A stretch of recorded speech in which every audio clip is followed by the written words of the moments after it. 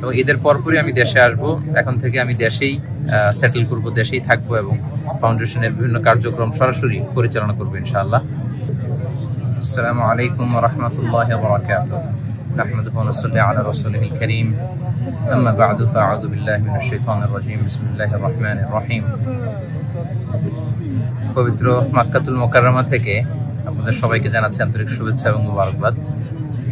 আমরা গতকাল মক্কাতুল মুকাররমাতে 27-এর কদরের রাতকে কাটিয়েছি। আজকে বাংলাদেশে 27-এর কদর, একটি গুরুত্বপূর্ণ কদরের রাত।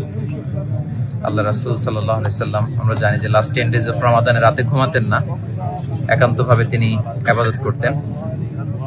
আমরা গতকাল দেখেছি লাখো লাখো ধর্মপ্রাণ মুসল্লিরা কাবার প্রান্তরে কেউ উমরা করেছেন, কেউ কিয়ামুল লাইলে অংশগ্রহণ করেছেন, তারাবিতে অংশগ্রহণ করেছেন। আলহামদুলিল্লাহ, আজকে বাংলাদেশে 27-এর কদরের রাতকে আমরা উদযাপন করছি। আল্লাহ রাসূল সাল্লাল্লাহু আলাইহি সাল্লাম আম্মা জান আয়েশা রাদিয়াল্লাহু তাআলা আনহাকে এই রাতে একটি বিশেষ দোয়া পড়তে বলেছেন। তিনি বলেছেন যে, আয়েশা, তুমি যদি এই রাত পাও তাহলে তুমি পড়বে আল্লাহুম্মা ইন্নাকা আফুউন তুহিব্বুল আফওয়া ফাআফু আন্নী। অর্থাৎ, হে আল্লাহ, আপনি ক্ষমাশীল, আপনি ক্ষমা করাকে পছন্দ করেন, আল্লাহ আপনি আমাদেরকে ক্ষমা করেন। আল্লাহ রাসূল সাল্লাল্লাহু আলাইহি সাল্লাম রমজানের শেষ দশকে যখন পৌঁছতেন, তিনি ইদা জাআল আশরু আহিয়াল লাইলা ওয়া আইকাযা আহলা ওয়া জাদ্দা ওয়া শাদ্দাল মিযজার, সারা রাত জেগে ইবাদত করতেন, পরিবারের সবাইকে জাগিয়ে তুলতেন, ইবাদত করার জন্য বলতেন। এবং সারা বছর কোরআনের যে আয়াতগুলো নাজিল হয়েছিল এগুলো তিনি জিবরাইল আলাইহিস সালামের সাথে রিভাইজ করতেন, তিনি শোনাতেন। জিবরাইল আলাইহিস সালাম আল্লাহ রাসূল সাল্লাল্লাহু আলাইহি ওয়াসাল্লামকে পড়ে শোনাতেন। তো এই ক্ষমার রাতে আমরা যেন আল্লাহর কাছ থেকে ক্ষমা পেতে পারি, আমরা কায়মানুল বাক্যে আল্লাহ তাআলার কাছে ক্ষমা চাই। আল্লাহ যেন আমাদেরকে উতাকা মিনান নার, জাহান্নামের আগুন থেকে রমাদানে যে মুক্তির ঘোষণা দেয়া হয়, সেই মুক্তিপ্রাপ্ত বান্দাদের অন্তর্ভুক্ত যেন আমরা হতে পারি। পবিত্র মক্কাতুল মুকাররমা থেকে আমরা প্রাণ ভরে দোয়া করছি আপনাদের জন্য। আপনারাও আমাদের জন্য বিশেষভাবে দোয়া করবেন এবং স্পেশালি আমাদের হাসানা ফাউন্ডেশনের জন্য আমি দোয়া চাই। ভেরি রিসেন্টলি আমরা একটা ফাউন্ডেশন ফর্ম করেছি, হাসানা ফাউন্ডেশন, যেটার মধ্য দিয়ে আমরা বাংলাদেশের বিভিন্ন শিক্ষা কার্যক্রম পরিচালনা করব। কদরের এই বরকতময় রাতে হাসানা ফাউন্ডেশনের ভবিষ্যৎ কার্যক্রমগুলো যেন আমরা স্মুথলি পরিচালনা করতে পারি। আপনারা এই ফাউন্ডেশনটির জন্য দোয়া করবেন। এবং ঈদের পরপরই আমি দেশে আসব। এখন থেকে আমি দেশেই সেটেল করব, দেশেই থাকবো এবং ফাউন্ডেশনের বিভিন্ন কার্যক্রম সরাসরি পরিচালনা করবো ইনশাআল্লাহ।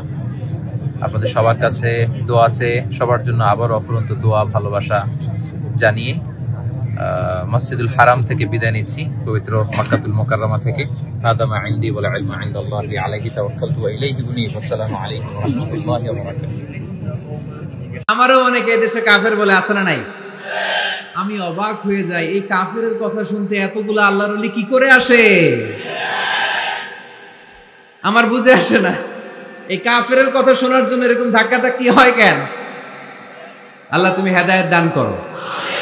আমি শুধু আল্লাহর কাছে সাহায্য চাই আর আপনাদের দোয়া চাই। দোয়া করবেন, বদদোয়া দিবেন না তো আবার। আর কে আমারে কাফের বললো, কে কি ফতোয়া দিল, আই ডোন্ট কেয়ার, ওইদিকে আমি তাকাই না। এর কারণ, পিছনের দিকে তাকানোর সময় আমার নাই। চিল্লা এখন ঠিক কিনা? সিংহ একটা সিংহ ঘন্টায় ছুটতে পারে 90 কিলোমিটার বেগে। কত কিলোমিটার? একটা হরিণ ঘন্টায় ছুটতে পারে 100 কিলোমিটার বেগে। তাহলে কে জোরে ছুটে? জোরে বলতে হবে। সিংহ কত কিলোমিটার? হরিণ। তারপরেও হরিণটা 100 কিলোমিটার বেগে ছোটার পরেও সিংহটার কাছে সে ধরা পড়ে যায়। এর কারণ, সিংহ যখন ধরার জন্য ছোটে সে শুধু সামনে তাকায়, সে পিছনে তাকায় না। আর হরিণ 100 কিলোমিটার বেগে ছোটার পরেও সে ধরা খেয়ে যাবার ভয়ে বারবার পিছনে তাকায়। আর পিছনে তাকার কারণে ওর গতিটা স্লো হয়ে যায় আর সিংহের হাতে বধ হয়ে যায়। পিছনে তাকাবার সময় আমাদের নাই। চিল্লায় বলো ঠিক কিনা? আমরা অহংকার শিখি নাই, আমরা হিংসা শিখি নাই। আমাদের বুকে আছে বুক ভরা ভালোবাসা। আমি বিএনপি বুঝি না, আওয়ামী লীগ বুঝি না, জাতীয় পার্টি বুঝি না, জামাত ইসলাম বুঝি না, তাবলীগ বুঝি না, পীরের মুরিদ বুঝি না। যারাই পড়েছে লা ইলাহা ইল্লাল্লাহ, তার জন্য আমাদের হৃদয়ে জায়গা আছে না নেই? মুসলমান কেন, হিন্দুদের জন্য আমাদের বুকে জায়গা আছে না নাই? হিন্দু ভাই যদি বলে আমি পড়বো আশহাদু আল্লা ইলাহা ইল্লাল্লাহ ওয়া আশহাদু আন্না মুহাম্মাদ রাসূলুল্লাহ, তার জন্য আমাদের দরজা খোলা আছে না নাই? This is the beauty of Islam. এটা ইসলামের সৌন্দর্য, এটা অনেকে বুঝতে চায় না। আল্লাহ আমাদেরকে সহি সমঝ দান করুক, আমরা পড়ি আমিন। হিংসা, বিদ্বেষ, অন্যের পিছু লেগে থাকা, গীবত করা, অন্যকে গালিগালাজ করা, অন্যকে কাফের মুশরিক বলে ফতুয়া দিয়ে এই পবিত্র মঞ্চগুলোকে নষ্ট হওয়া থেকে যেন আমরা বিরত থাকতে পারি। আওয়াজ করে পড়তে হবে আমিন। মাল্টিফ্যাবস লিমিটেডের উদ্যোগে কাশিমপুর স্কুল মাঠ, কাশিমপুর তো একটা কারাগার আছে না? কোন দিকে? বায়ে? আচ্ছা আচ্ছা, আলহামদুলিল্লাহ। ওনারা শুনতে পাচ্ছে নাকি? আচ্ছা, আলহামদুলিল্লাহ। মাইক দেয় নাই? 80টা মাইক দিছেন? 80টা? তো যারা অসুস্থ তারা ঘুমাবে কেমনে এখন? আমি প্রায় বলি যে এই তাফসির মাহফিলগুলোর ট্রেডিশন আমাদেরকে পরিবর্তন করে দিতে হবে।